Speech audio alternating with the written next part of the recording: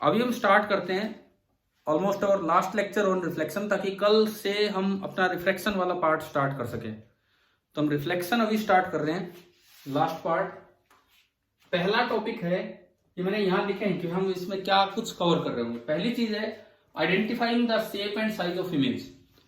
Suppose ये मैंने लिखा है identifying the shape and size of image. मान लीजिए क्वेश्चन आपको दिया जाए कि ये एक कॉनकेव मिरर है, ये एक कोई भी कॉनकेव मिरर आपको दे दिया, ये x axis. Suppose this is the focus and this is the centre. इस तरह से ये कॉनकेव मिरर है और हमें इस पे जैसे एक मोबाइल फोन रखा है, यहां पे एक मोबाइल फोन रखा है, यूं सेंटर से स्टार्ट हो रहा है और इधर तक जा रहा है। थोड़ा सा डिस्टिंक्शन देने के लिए कि कौन सा एंड है, इधर मैंने ये बना दिया। मान लीजिए ये एक सेल फोन है, मोबाइल फोन है। अब आपको चार ऑप्शन दिया जाए कि भाई इसकी इमेज कैसी होगी, ये आपको आइडेंटिफाई करना है, जज करना है। तो मैं चार ऑप्शन नहीं दे रहा, आप खुद ही सोच के समझाओ हमें कि कैसी इमेज बनेगी। जो टेबल आपने बनाई थी कि कब कहां कैसी इमेज बनती है, उसके अकॉर्डिंग। सेंटर पे जब ऑब्जेक्ट होता है तो इमेज कहां बनती है?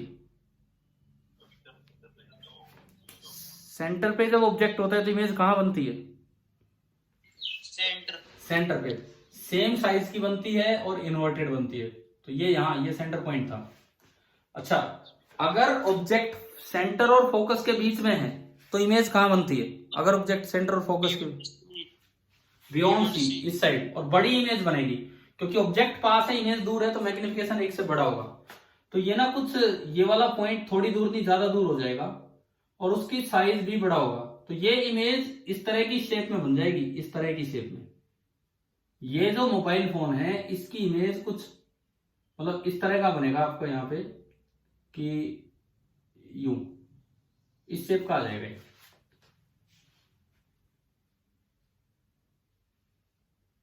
इस तरह की इमेज आपको नजर आएगी इस मोबाइल फोन की। हाँ भाई बताओ, समझ में आया क्या? ना केवल लेंथ वाइज बड़ी है, ना केवल लेंथ वाइज बड़ी है बल्कि हाइट वाइज भी, जितना दूर जाओगे उतनी बड़ी इमेज बनेगी। क्लियर हो गया ये वाला पार्ट? अगर ऐसे चार ऑप्शंस दे रखे हो तो आपको जो बेस्ट ऑप्शन है वो चूज करना होता है। तो इसके अकॉर्डिंग हम देख लेंगे।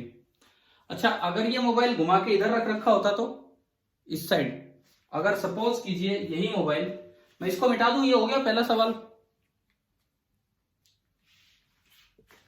देखिए, अगर मैंने इसी मोबाइल फोन को यूं रख दिया होता,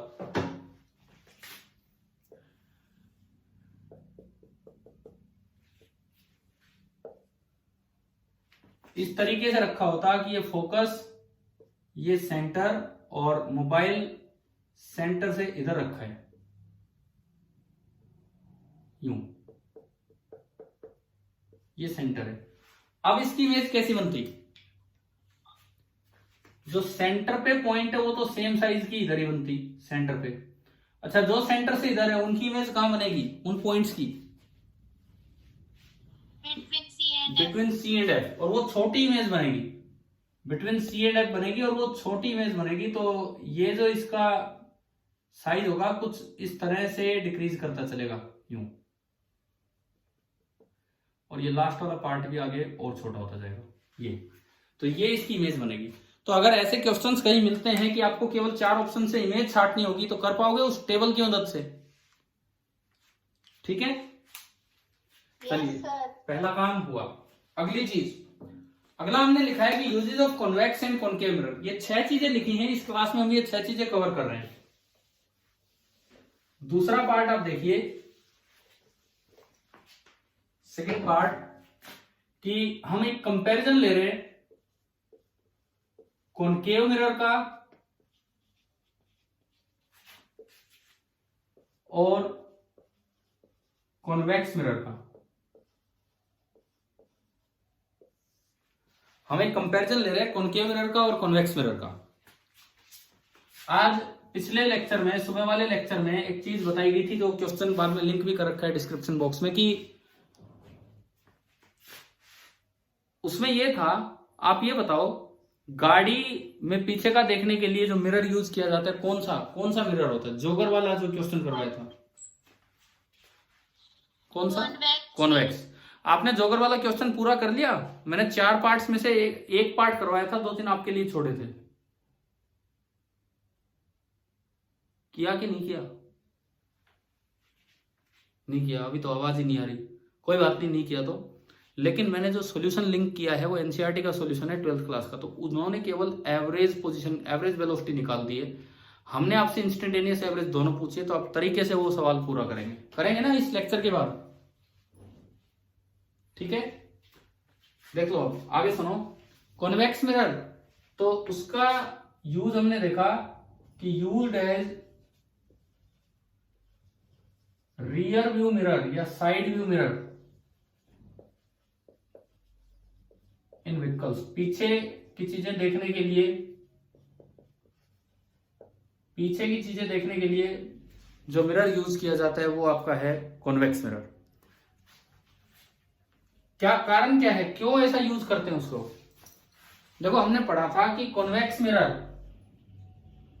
कोई भी ऑब्जेक्ट हो, हमेशा उसकी रियल ऑब्जेक्ट की, कॉन्वेक्स मिरर कोई भी रियल ऑब्जेक्ट हो हमेशा उसकी सीधी इमेज बनाता है, छोटी इमेज बनाता है।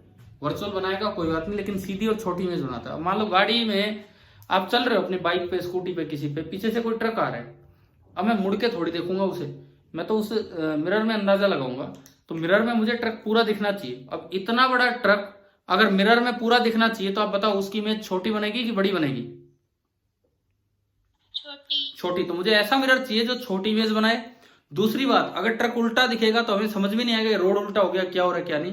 तो मैं एक ऐसा मिरर चाहता हूं जो छोटी इमेज बनाए और इरेक्ट इमेज बनाए। तो इसीलिए गाड़ियों में रियर व्यू मिरर के तौर पे कौन सा मिरर यूज किया जाता है? Convex mirror. समझ में आ गया? ठीक है। Concave mirror, concave mirror mainly वहां यूज किया जाता है जहां चीजों को एनलार्ज करके देखना हो, जहां चीजों को बड़ा करके देखना हो। जैसे आज एक सुबह सवाल था कि एक आदमी अपना फेस देख रहा है एक स्फेरिकल मिरर में, और उसको 2 गुना बड़ा फेस दिख रहा है। किया था ये क्वेश्चन आज सुबह? बताओ, एक क्वेश्चन लिया था सुबह कि आदमी अपना फेस देख रहा है और उसको 2 गुना बड़ी, डबल साइज की इमेज नजर आ रही है। तो बड़ी इमेज, रियल ऑब्जेक्ट की बड़ी इमेज कौन बना सकता है? केवल रियल ऑब्जेक्ट की बड़ी इमेज ओनली कॉनकेव। यानी कि ये वहां पे यूज किया जाता है, यूज्ड एज मैग्नीफायर, जहां पे आपको चीजों को मैग्नीफाई करना हो। जैसे कि डेंटिस्ट मिरर यूज करते हैं। डेंटिस्ट गाड़ी चलाने में नहीं है, गाड़ी तो डेंटिस्ट चलाए कोई चलाए, उसका भी वो तो एक अलग ही कॉन्सेप्ट है। वो नहीं, मैं कह रहा हूं डेंटिस्ट जो अपने प्रोफेशन में कई बार दांतों को देखने के लिए, अंदर की चीजें देखने के लिए वो मिरर यहां लगा देते हैं और फिर उसमें ऊपर से झांकते रहते हैं और उन्हें अंदर का दिखता है। तो वो छोटी चीज को बड़ा करके देखना चाह रहे हैं, तो वो कौन सा मिरर होगा वहां? Concave mirror. दूसरी बात, एज सेविंग मिरर। देखो, अपने यहां तो इतना ट्रेंड है नहीं कि सेविंग मिरर के रूप में भी अलग से मिरर लाओ। भाई अपने यहाँ तो जब सेविंग करते हैं प्लेन मिरर से ही कर लेते हैं। मैं कहता हूँ मिरर की भी जरूरत नहीं, वैसे ही कर देते हैं सेविंग, कोई जरूरत ही नहीं होती, ऐसे ही कर लेते हैं। लेकिन जो प्रॉपर सेविंग मिरर होता है वो कॉनकेव मिरर होता है। जब आप उसके सामने खड़े होगे तो इतनी बड़ी इमेज आपको नजर आएगी। वो बाई चांस मेरे पास भी है वो सेविंग मिरर, बाई चांस, मैं खरीद के नहीं लाया, एक पंखा खरीदा था उसके साथ वो फ्री आ गया सेविंग मिरर। वो दीवार पे लग जाता है, आप चाहें उसको उतना घुमा सकते हैं इधर उधर। इस तरह का एक सर्कुलर सा मिरर है, हैंडल सा है उसमें। परंतु उसमें जब शक्ल देखते हैं तो अपनी शक्ल बहुत डरावनी लगती है। ठीक है, होगी डरावनी, लेकिन उसमें और भी डरावनी लगती है, बहुत ही बड़ी इमेज नजर आ जाती है। वो है सेविंग मिरर। तो इस तरह का है, ये इसका यूज है। अच्छा, आप फील्ड ऑफ व्यू की टर्म्स में बात करें, फील्ड ऑफ व्यू की टर्म्स में आप बताओ, एक का फील्ड ऑफ व्यू छोटा होता है और एक का फील्ड ऑफ व्यू बड़ा होता है। कौन सा मिरर ऐसा है जो रेस को फैलाता है, जो दूर तक ज्यादा एरिया में जिससे इमेज नजर आ जाए? कॉन्वेक्स, वो डाइवर्जिंग मिरर है। तो इसका होता है लार्ज फील्ड ऑफ व्यू, इसका होता है large field of view. And ये वाला आपका होगा स्मॉल फील्ड ऑफ व्यू। एक का लार्ज फील्ड ऑफ व्यू और एक का small field of view. Uses तो आप जहां भी जैसे भी आए इनके अकॉर्डिंग बस ये दो बातें दिमाग में रखो, ये छोटी और सीधी इमेज बनाता है, ये कैसी भी इमेज बना सकता है, बड़ी इमेज जहां चाहिए वो यूज कीजिए, इसका फील्ड ऑफ व्यू बड़ा होता है और इसका फील्ड ऑफ व्यू छोटा, इससे फिर अपने आप ऐसे क्वेश्चंस हो जाते हैं। तो चलिए ये भी हमारा टॉपिक हुआ। तीसरे नंबर पे हम पढ़ रहे होंगे न्यूटन्स फॉर्मूला। तीसरे नंबर पे हम पढ़ रहे होंगे न्यूटन्स फॉर्मूला। न्यूटन्स फॉर्मूला किस तरीके से, देखिए क्या ये उम्मीद थी आपको कि ऑप्टिक्स में भी न्यूटन्स फॉर्मूला आएगा? हाँ भाई, क्या ये उम्मीद थी कि ऑप्टिक्स में भी न्यूटन्स फॉर्मूला आएगा? न्यूटन ने ऑप्टिक्स में बहुत कुछ बताया है, बहुत कुछ, कॉर्पस्कुलर थ्योरी को काफी डिटेल में समझाया भी न्यूटन ने, एक थ्योरी होती है वो। लेकिन हम यहाँ एक छोटी सी बात समझ रहे हैं। तो अगला जो हमारा टॉपिक है इस क्लास का, दैट इज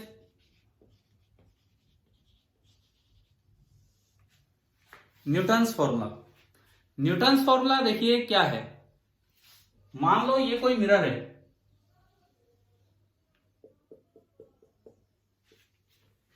सपोज इसका रेडियस ऑफ कर्वेचर है 20 सेंटीमीटर। तो बताएं इसकी फोकल लेंथ कितनी है इस मिरर की, विद साइन बताना, विद साइन बताओ। -10, यानी कि इसका फोकस यहां होगा, इसका फोकस यहां से 10 सेंटीमीटर दूर होगा, इसका फोकस यहां से 10 सेंटीमीटर दूर होगा, इस तरह से है। अब देखिए ऑब्जेक्ट सपोज कीजिए यहां कहीं रख दिया मैंने, और ये बोला गया है मुझे कि प्रिंसिपल फोकस से वो 5 सेंटीमीटर दूर है, मतलब इस फोकस से वो 5 सेंटीमीटर दूर है ऑब्जेक्ट। लोकेट द इमेज, ये पूछा गया है कि केवल बस इमेज है कहां वो दिखानी है। तो आपका जो स्टैंडर्ड तरीका है, स्टैंडर्ड तरीका आपको इमेज लोकेट करनी, क्या बियॉन्ड सी होगी, बिल्कुल होगी। देखो ऑब्जेक्ट फोकस और सेंटर के बीच में है, फोकस 10 सेंटीमीटर पे और सेंटर 20 पे और ऑब्जेक्ट 15 पे है, तो जो ऑब्जेक्ट है वो फोकस और सेंटर के बीच में है, तो डेफिनेटली जो आपकी इमेज होगी वो बियॉन्ड सी होगी, नो डाउट इसमें। तो लेकिन बात ऐसी है कि कहां होगी ये बताना है। तो इसका सॉल्यूशन हम देखें, सबसे पहले यू बताओ, यू कितना, -15 सेंटीमीटर, एफ कितना, -10। आप फटाफट कैलकुलेट करके वी लेके आओ, नेगेटिव आना चाहिए। 1/v + 1/u = 1/f से सोल्व करके एक बच्चा बता भी रहा है, v कितना आ रहा है, क्या आया क्या ये आगे मिरर इक्वेशन से, 1/v + 1/u वो माइनस के साथ = 1/f। जब इनको भेजोगे तो ये आ जाता होगा, यानी कि इमेज कहां है, 30 सेंटीमीटर इधर, यानी कि यहां इमेज है, यहां पे इमेज है 30 सेंटीमीटर, यहां पे इमेज है। अब न्यूटन ने कहा इतने इतने चक्कर में मत पड़ो, आपको इमेज ही तो लोकेट करनी है। तो न्यूटन फॉर्मूला सुनिए क्या है, न्यूटन फॉर्मूला है x × y = f²। न्यूटन भी यार अपने अलग अलग फॉर्मूले देता ही था, x × y = f²। यहां पे x तो है distance of object from focus, x तो है distance of object from focus, y है distance of image from focus, focus से इमेज कितनी दूर है, और f है फोकल लेंथ। एक बार ये चीज लगा के हम लोकेट करते हैं। देखो एक बच्चे ने शुरू में बता दिया था कि ऑब्जेक्ट जब फोकस और सेंटर के बीच में है तो इमेज कहां बनेगी, बियॉन्ड सी, ये तो आपको पता ही था। अब बियॉन्ड सी कितना दूर वो देखना था, तो बताओ ऑब्जेक्ट की दूरी फोकस से कितनी है, इस डायग्राम में कितनी है, 5। तो x हो गया 5 सेंटीमीटर, y हमें नहीं पता, फोकल लेंथ है -10, -10 का स्क्वायर करेंगे तो 100, 5 सेंटीमीटर इंटू y = 100, तो y बताओ कितना आया, कितने सेंटीमीटर, 20 आ गया, यहां से y आ गया 20 सेंटीमीटर। और ये आपको पहले ही पता था कि बियॉन्ड सी बननी है इमेज, तो बियॉन्ड सी तो मतलब इधर जाओगे तो फोकस से 20 इधर और फोकस खुद 10 इधर है, तो इमेज कितनी दूर होगी मिरर से? 30 सेंटीमीटर दूर। तो आप ये बताओ क्या आपको mirror formula, sorry Newton formula समझ में आया? अल्टरनेट फॉर्मूला जो न्यूटन ने दिया था, क्लियर हो गया है कि नहीं बताओ? न्यूटन फॉर्मूला, ठीक है। ये तीसरी चीज हमने सीख ली है इस क्लास में। अगली चीज देखिए, अब क्या होता है कि कई बार ना ऑब्जेक्ट ऑसिलेट करता रहता है किसी एम्पलीट्यूड के साथ, तो उससे पूछ लिया जाता है कि भाई इमेज के ऑसिलेशन का एम्पलीट्यूड क्या होगा। नंबर 4 पे मैंने यही बात लिखी थी कि amplitude of SHM of image of, SHM नाम सुना आपने पहले? एसएचएम सिंपल हार्मोनिक मोशन है ना। तो हम क्या निकालना चाह रहे हैं कि अगर ऑब्जेक्ट ऑसिलेट कर रहा है तो मिरर में जो उसकी इमेज ऑसिलेट करेगी उसका एम्पलीट्यूड क्या होगा, ये हम निकालना चाह रहे हैं, ये चीज हम निकालना चाहेंगे। तो तरीका देखो, अब सबसे पहले मैं लेता हूं प्लेन मिरर। प्लेन मिरर में तो बड़ा आसान काम है, लेकिन मैं आपको थोड़ा इक्वेशन भी सिखाऊं कि कैसे एसएचएम की इक्वेशन लिखते हैं। ये प्लेन मिरर है, सपोज ये पोल ओरिजिन, ये एक्स एक्सिस एंड ऊपर वाई एक्सिस, और ये पीछे नेगेटिव एक्स एक्सिस। एक पार्टिकल रखा है यहां, और उस पार्टिकल की जो equation of simple harmonic motion है वो कुछ उस तरह से दी गई है, x plus 5 along x axis वो ऑसिलेट कर रहा है, is equal to 2 sine omega t. x plus 5 is equal to 2 sine omega t. अब इसका मतलब सुनो क्या है। पहली बात, मीन पोजीशन कहां है? टाइम की टर्म एक साइड कर दो, उसके अलावा जो भी है उसको जीरो कर दो। टाइम की टर्म एक साइड कर दीजिए, उसके अलावा जो भी एक्स है उसको जीरो कर दो। तो बताओ इसको जीरो किया तो एक्स कितना आया? -5। तो ये होगी मीन पोजीशन, यानी कि पार्टिकल की मीन पोजीशन है -5 पे। अब इनको तो आपने इधर कर लिया, देखो ये इक्वेशन ऐसे भी आ सकती है, x is equal to 5 plus 2 sine omega t. तो आपको क्या करना होगा, 5 को अपने आप उधर करना होगा, इस तरह का काम करना होगा। अब इसके बाद देखिए एम्पलीट्यूड होता है ये जो साइन के बाहर है, साइन ओमेगा टी, तो उसका बार बार इधर उधर आने का टाइम पीरियड और ये सब बताता है 2, एम्पलीट्यूड है 2। तो -5 से 2 आगे गया तो ऑब्जेक्ट कहां तक जाएगा? 2 आगे गया तो -3 तक, और 2 पीछे आया तो -7 तक। यानी कि जो ऑब्जेक्ट है वो इतनी दूर में ऑसिलेट कर रहा है, ऑब्जेक्ट इतनी दूर में ऑसिलेट कर रहा है, और उसका एम्पलीट्यूड ऑफ ऑसिलेशन है 2। It may be centimetre, it may be metre, कुछ भी आपको दिया हो। प्लेन मिरर में तो बड़ा आसान है इमेज का एम्पलीट्यूड निकालना। कैसे आसान है? कैसे आसान है? देखो आप जब दो एक्सट्रीम पोजीशन, जब ऑब्जेक्ट राइट एक्सट्रीम पे है तो उसकी इमेज बना लो, 3 इधर, ओरिजिन से 3 इधर, तो ओरिजिन से 3 इधर उसकी इमेज बनेगी। ये तो इसकी इमेज बन गई। और जब ऑब्जेक्ट लेफ्ट एक्सट्रीम पे गया, लेफ्ट एक्सट्रीम पे, तो 7 इधर हो गया, तो जो इमेज बनेगी वो भी 7 उधर जाएगी। तो जो इमेज के दोनों एक्सट्रीम पोजीशन आपने लोकेट कर लिए, इनके बीच में इमेज ऑसिलेट कर रही है। तो this is the total span of SHM. Span of SHM is 7, 3 से 7 4, यानी कि 2a हो गया 4। आया समझ में? भाई बीच में मीन होगी, a उधर a इधर, तो 2a 4 हो गया। तो a आपका कितना निकल के आया? 2। बताएं ये क्लियर है कि नहीं यहां तक? हाँ भाई क्लियर हुआ ये वाला क्वेश्चन, कॉनकेव मिरर वाला? बोलिए, जवाब दीजिए। ठीक है। अब सॉरी प्लेन मिरर वाला, प्लेन की बजाय कॉनकेव, कॉन्वेक्स या इस तरह के मिरर आ जाए तो उनमें देखिए कैसे देखते हैं। सपोज मैं एक कॉन्वेक्स मिरर लूं, मान लीजिए मैंने एक कॉन्वेक्स मिरर लिया, ये एक्स एक्सिस है और पोल ओरिजिन है और ये वाई एक्सिस है, और एसएचएम ऑफ ऑब्जेक्ट, ऑब्जेक्ट के एसएचएम की ये इक्वेशन दी है, ऑब्जेक्ट के एसएचएम की ये इक्वेशन दी है। तो अगेन मीन पोजीशन हो गया आपका -5 और एम्पलीट्यूड हो गया 2, तो ये -3 तक जाएगा और इधर -7 तक जाएगा, इस तरह से।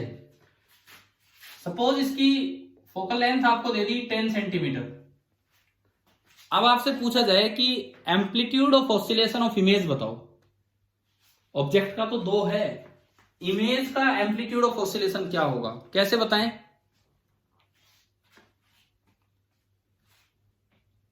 सर मिरर फॉर्मूला से भी निकालने के हाँ। दोनों। अब इस बार ना मिरर फॉर्मूला से दो बार। एक बार मान लो ऑब्जेक्ट यहां है, this is the right extreme. जब ऑब्जेक्ट अपने राइट एक्सट्रीम पे है तो u -3 f10 v निकालो, 1/v plus 1/u is equal to 1/f। ये जाके जुड़ेगा तो 1/v is equal to 1/3 plus 1/10। LCM आया 30, 13/30। It means v is coming out to be 30/13। तो एक v आपको मिल गया कि जब ऑब्जेक्ट यहां है तो इमेज यहां होगी, और इससे कितनी दूर, इससे पॉजिटिव आया है तो आगे इमेज होगी 30/13 सेंटीमीटर। बताओ ये आया यहां तक समझ में काम? ठीक है। अब जब ये अपने राइट एक्सट्रीम पे है, मैं उसको ओडेस बोल देता हूं, लेफ्ट एक्सट्रीम पे ऑब्जेक्ट आ गया, ऑब्जेक्ट इधर आ गया तो उधर इमेज उधर चली जाएगी, क्योंकि इमेज और ऑब्जेक्ट हमेशा अपोजिट डायरेक्शन में चलते हैं। तो ये इमेज यहां आ गई आई डैश। अब आई डैश निकालते हैं, यू कितना, यू कितना अब -7, वी आपको निकालना है, एफ है 10 सेंटीमीटर।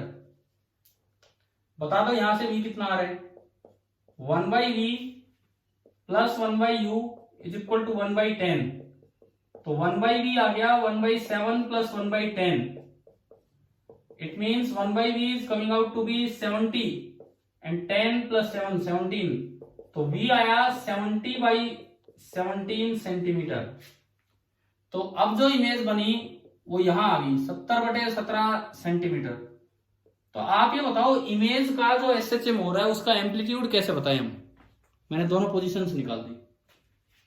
इसका ये स्पैन ऑफ एसएचएम निकाल लेंगे ये, and this will be equal to 2a। तो 2a अगर आप देखोगे तो 70/17 माइनस 30/13।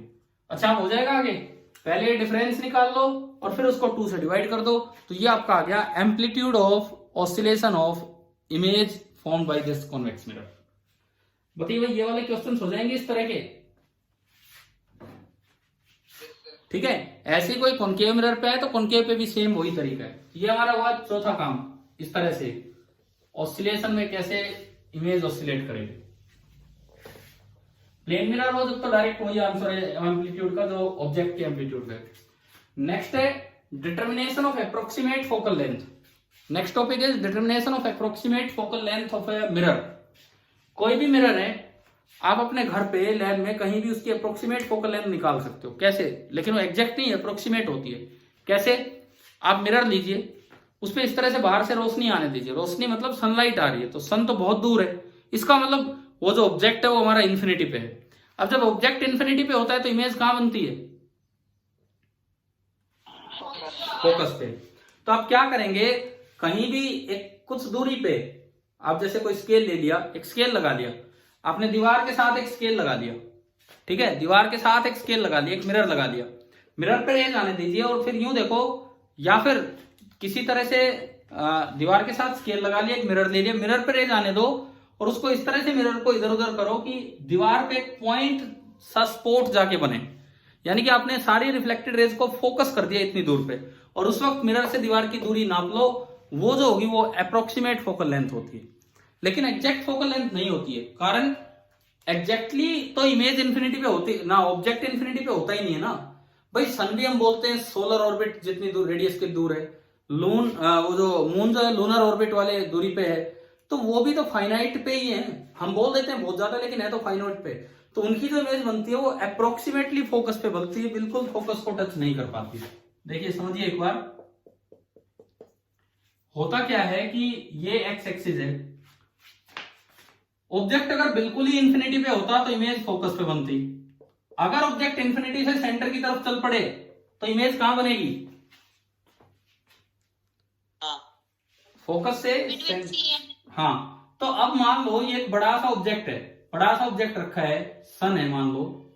अब इन्फिनिटी पे थोड़ी है, इन्फिनिटी और सेंटर के बीच में है, ठीक है, बहुत दूर है, इसलिए हम इमेज को लगभग फोकस पे दिखा देते हैं। लेकिन ये इन्फिनिटी और सेंटर के बीच में, तो इसकी इमेज थोड़ी इधर बनेगी, इसकी इमेज थोड़ी सी इधर बनेगी। लेकिन क्वेश्चंस में ये चीफ रे मैंने दिखाई है, क्वेश्चंस में हम उसको एग्जैक्ट फोकस पे मान लेते हैं, क्योंकि डिफरेंस बहुत ही कम होता है। तो ये जो तरीका होता है सन से रेज आके आप फोकल लेंथ निकालते हो, ये वाली दूरी देती है ये, ना कि एग्जैक्ट फोकल लेंथ, क्योंकि एग्जैक्ट इन्फिनिटी पे तो कोई ऑब्जेक्ट होता ही नहीं है।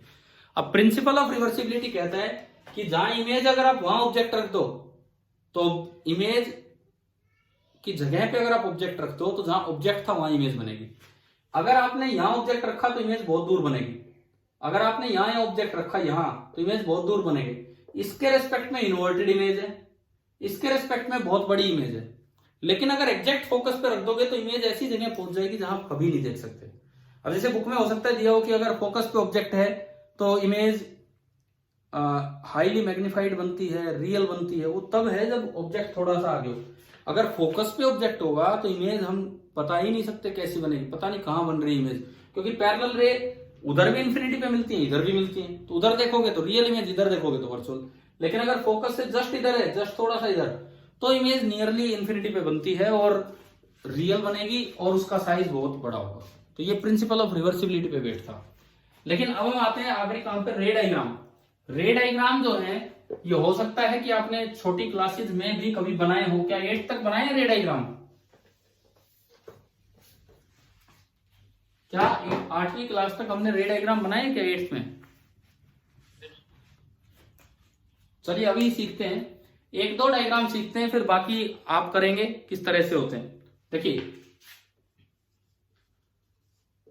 हम रे डायग्राम्स बनाना स्टार्ट करें। जैसे मान लो मैं पहला लूं कॉनकेव मिरर, सपोज ये पहला कॉनकेव मिरर है। आज मॉर्निंग की जो क्लास थी उसमें आप सबको हमने म्यूट कर रखा था, है ना भाई? सुबह अरे वैसे ही म्यूट रहते हो सुबह सुबह, या ध्यान है आपने म्यूट कर रखा था मैंने ही आपको? तो उसमें ठीक लग रहा था या इस समय ठीक लग रहा है क्लास में? बताओ, वो सुबह वाला ठीक था या ये वाला ठीक है?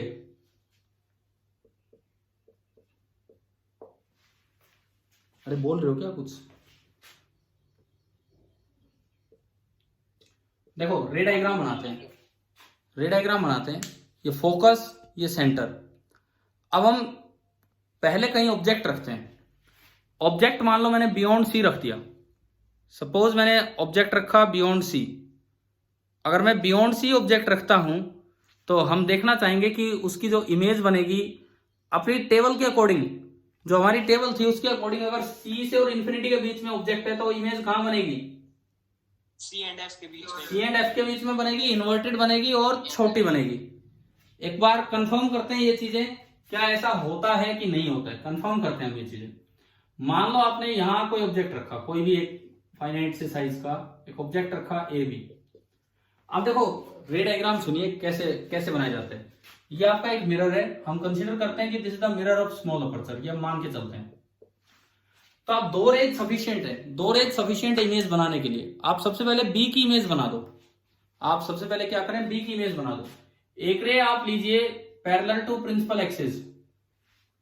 बताओ पैरेक्सल रे है, ये कहां से पास होगी आफ्टर रिफ्लेक्शन? फोकस, ठीक है। ये वाली जो रे है, ये रे यहां से पास हो रही है, बिल्कुल सही। अब आप अगली बताएंगे। दूसरी रे आप लीजिए फोकस में से, ये बताओ कहां से पास होगी? ये पास होगी पैरेलल टू प्रिंसिपल एक्सिस।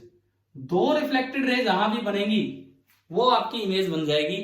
तो अगर ये पॉइंट बी था तो ये बी की इमेज बनी, जिसको हमने क्या नाम दिया? B dash. और अगर एक ही इमेज चाहिए तो आप इससे बस केवल और केवल परपेंडिकुलर डाल दीजिए और ये आपकी इमेज बनी ए डैश और ये परपेंडिकुलर। एक बार डायग्राम देख के बताओ, क्या रियल इमेज है? yes, बिल्कुल, इधर है तो रियल इमेज है। क्या छोटी इमेज दिख रही है आपको, छोटी ऑब्जेक्ट से? और इन्वर्टेड भी दिख रही है, तो हमारा वो चीज वेरीफाई होगी जो हमने टेबल में पढ़ा था। अच्छा अब एक और बात, जरूरी नहीं कि आप यही 2 रे लेके इमेज बनाएं, आप कोई भी 2 रे लेके इमेज बना सकते हो। मान लो तीसरी रे आपने सेंटर से ली, सपोज कीजिए 3rd रे आप सेंटर से लेते हैं, ये जाके टकराएगी मिरर पे। सेंटर पे जो रे जाके टकराती है सेंटर से, वो नॉर्मली इंसिडेंट रे होती है मिरर पे, क्योंकि मिरर को लगता है तो नॉर्मल क्या लॉन्ग है, नॉर्मली इंसिडेंट रे अपने आप को रिट्रेस कर लेती है, तो ये भी बी से ही पास होगी। समझ में आया? बी डैश से, ठीक है। और तो और आप चीफ रे लेते हो, सपोज आपने चीफ रे बनाई थी, हमने चीफ रे, ये रे किसी अल्फा एंगल पे आई तो ये रे इतने ही एंगल पे निकल लेगी, लेकिन बात यह है कि ये रे भी कहां से पास होगी? बी डैश से। मतलब जितनी भी रिफ्लेक्टेड रेज हैं सारी यहां से पास होंगी। मैंने आपको 4 स्पेशल रे बना दी, एक parallel to principal axis focus से पास हुई, एक फोकस में से गई पैरेलल टू प्रिंसिपल एक्सिस आई, एक सेंटर से गई वापस एज इट इज रिफ्लेक्ट होगी रिट्रेस कर गई, और एक चीफ रे बनाई जो अल्फा एंगल पे गई, अल्फा पे आ गई इधर। तो इस तरह से आप बताओ कि आपको इमेज का, ऑब्जेक्ट का ये रे डायग्राम बनाना आ गया, ठीक है। अब दूसरा पार्ट हम कंफर्म करते हैं कि जब आप बताओ जब ऑब्जेक्ट फोकस और सेंटर के बीच में होता है, जब ऑब्जेक्ट फोकस और सेंटर के बीच में हो रहा है तो इमेज कहां बनेगी? Beyond C. Beyond C. एक बार देख लेते हैं कि ऐसा सच में हो पाएगा कि नहीं। फोकस और सेंटर के बीच में है तो इमेज बननी चाहिए बियॉन्ड सी। देखते हैं। आपने ऑब्जेक्ट यहां लिया, यहां कहीं भी, ये ऑब्जेक्ट है ए बी, चलो 2 रे लो, बस 2 रे अपने आप में सफिशिएंट है। एक रे लो पैरेलल टू प्रिंसिपल एक्सिस, क्या करें इसका? फोकस से पास कर दी, ठीक है। दूसरी रे आप, ये रहा फोकस में से लीजिए, अब इसका क्या करें? Parallel to principal axis. Parallel to principal axis, ये दोनों रेज यहां आके मिली, यहां। तो ये आपका पॉइंट है बी डैश, मैंने परपेंडिकुलर डाला और ये आपका पॉइंट हो गया ए डैश। बताओ भाई, क्या बियॉन्ड सी इमेज बनी है? दिख रहा है ना इसमें डायग्राम में? रियल इमेज है, इन्वर्टेड है और मैग्निफाइड है। क्या ऐसा ही होना चाहिए था दूसरे केस में? हाँ जी बताओ। अब बताओ, अगर मैं इमेज फोकस और पोल के बीच में लूं ऑब्जेक्ट, अब अगर मैं ऑब्जेक्ट फोकस और पोल के बीच में लूं तो कैसा बनेगा इमेज? हाँ, अब तक तो याद हो जानी चाहिए। वर्चुअल बननी चाहिए, सीधी बननी चाहिए, उल्टी बननी चाहिए? सीधी। और बड़ी बननी चाहिए, छोटी बननी चाहिए? सीधी तो बनेगी, बड़ी या छोटी? छोटी। छोटी। देखते हैं, सुनो। छोटी? क्या बोला आपने? अरे कॉन्वेक्स मिरर थोड़ी है। आप देखो, जब ये फोकस से पोल चल रहा होगा वो इन्फिनिटी से पूरा जहां कवर करके आ रही होगी, वो छोटी बनेगी बड़ी बनेगी? फिर इतनी जल्दी कैसे भूल जाते हो? अब वेरीफाई करते हैं अभी। सपोज ये ऑब्जेक्ट है, ये मेरा ऑब्जेक्ट है ए बी, मुझे बी की इमेज बनानी है, 2 रे लेनी होंगी। एक रे लीजिए पैरेलल टू प्रिंसिपल एक्सिस, कहां से पास होगी? फोकस, ये गई। दूसरी रे फोकस में से लीजिए। अब फोकस में से कैसे लें आप बताओ? फोकस में से रे कैसे लें? फोकस से एक लाइन ज्वाइन कर दो, फोकस से एक लाइन ज्वाइन कर दो बीक पे, और अब अगर ये रे जाएगी तो मिरर को लगेगा कि ये फोकस में से आई है। इस रे का क्या होगा आफ्टर रिफ्लेक्शन? समझ गए हो? Parallel to principal axis. अब देखिए, क्या ये दोनों रेज आगे मिल रही हैं? क्या आगे मिलेंगी कहीं? तो इसका मतलब इस बार वर्चुअल इमेज है, इस बार वर्चुअल इमेज है। आप इनको पीछे बढ़ा के मिलाओ, मैं डॉट डॉट डॉट से दिखाता हूं। और एक ये जहां भी मिलेंगी वो पॉइंट होगा बी डैश, आपने परपेंडिकुलर डाला, ये पॉइंट हो गया ए डैश, और ये देख सकते हैं आप वर्चुअल इमेज है, इरेक्ट है और मैग्निफाइड है। क्या बताओ, तीनों केसेस क्लियर हो गए रे डायग्राम के? कॉनकेव वाले। कॉन्वेक्स में एक ही केस था कि हर रियल ऑब्जेक्ट की वो कैसी इमेज बनाता है, बताइए? वर्चुअल, इरेक्ट एंड छोटी। एक केस वो कंफर्म कर लेते हैं, वर्चुअल, इरेक्ट एंड डिमिनिश्ड। एक केस हम वो कंफर्म कर लेते हैं, ये एक्स एक्सिस। अब इसमें इधर ना ये पोल है, सॉरी, इसमें इधर ना तो फोकस है ना सेंटर है, सब कुछ उधर है। ये फोकस, ये सेंटर। आप कहीं बना लो, ऑब्जेक्ट कहीं भी रख लो। सपोज मैंने ऑब्जेक्ट ये रखा, ये ए बी। अब बस मुझे बी की इमेज बनानी है, तो बी से एक रे लीजिए पैरेलल टू प्रिंसिपल एक्सिस, ये वाली रे, ये पास करो फोकस में से, शीशा मत तोड़ देना कभी, मिरर फोड़ के ले जाओ बाहर ना, ये ऐसे पास होगी, रिफ्लेक्ट होगी, डाइवर्ज हो जाएगी। क्लियर। और दूसरी रे आप लीजिए थ्रू फोकस, थ्रू फोकस का मतलब है ऐसे, और इसको पास कर दीजिए पैरेलल टू प्रिंसिपल एक्सिस। अभी आप बताओ क्या ये दो रे आफ्टर रिफ्लेक्शन मिलेंगी क्या? मिल रही है क्या ये रे आगे? नहीं मिल रही है तो ये पीछे बढ़ा के मिलानी पड़ेगी, ये बढ़ा दी और वो बढ़ी रही है, तो ये जो पॉइंट आएगी ये बी की इमेज है बी डैश, आपने यहां से परपेंडिकुलर डाला, ये आपका है ए डैश, और ये बन गई वर्चुअल छोटी एंड इरेक्ट इमेज। आप बताइए कि आपको सारे रे डायग्राम समझ में आ गए हैं कि नहीं? हाँ भाई बोलिए, क्लियर हुआ ये वाला काम? ठीक है, ये हमारा जो लास्ट टॉपिक था रे डायग्राम वो भी हो गया, मतलब इसी के साथ हमारा रिफ्लेक्शन पूरा होता है। अब हम जो कल की क्लास होगी उसमें स्टार्ट करेंगे रिफ्लेक्शन। दूसरी बात, हमारा जो टाइमिंग होगा मैं टाइम टेबल में चेंज करवा दूंगा। मैं आपकी क्लास देखो 1:20 से 2 में लूंगा, पहला लेक्चर वो तो होगा 10th F1 star and double star का, देन 2:20 से 3 आपका शायद फ्री है ये टाइम, और इस समय हम क्लास लेंगे F1 की। ये आपके 2 टाइमिंग्स हुआ करेंगे, इसके बाद फिर ये लेक्चर अपलोड हुआ करेगा यूट्यूब पे, जो अगर आपको देखना हो तो। ठीक है, ये आपके 2 सेपरेट क्लास टाइमिंग्स हैं, ये हुआ करेंगे, टाइम टेबल में आ जाएगा ये। इसके अलावा कभी जरूरत पड़ेगी तो मैं कोई वीडियो लेक्चर कॉमन आपके लिए शाम को बना के डाल दिया करूंगा। चलिए ठीक है भाई, अब रिफ्लेक्शन पूरा होता है, कल से स्टार्ट करते हैं रिफ्लेक्शन। Thank you.